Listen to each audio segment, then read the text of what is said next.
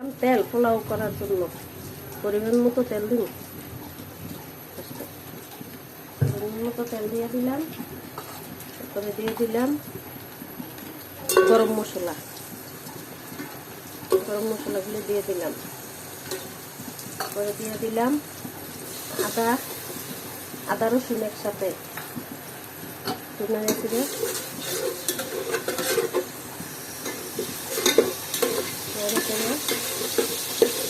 তারপরে দিয়ে দিলাম পরিমাণ মতো লবণ।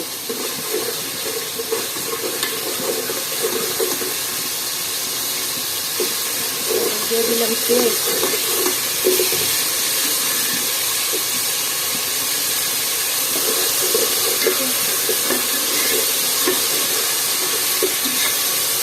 পুরো বাজিয়ে নিলাম।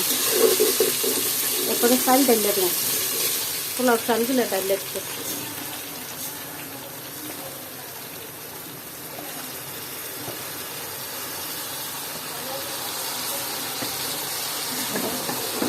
এরপরে লাগিয়েছি, নাড়াচাড়া দিয়ে দিতেছি। কম তেলে পোলাও করতে আছি, বেশি তেল দিন না।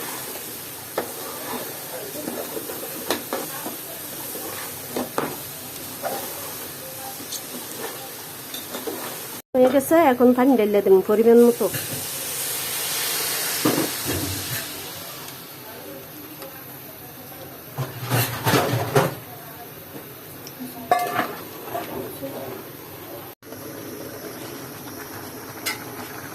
পোলাওটা ভালোভাবে বলক এসে করছে। এখন নাড়াচাড়া দিয়ে ডাইকা দিন, ভালোভাবে নাড়াচাড়া দিয়ে ডাইকা দিন। পোলাওটা হয়ে নাড়াচাড়া দিয়ে ভালোভাবে নাড়াচাড়া দিলেন।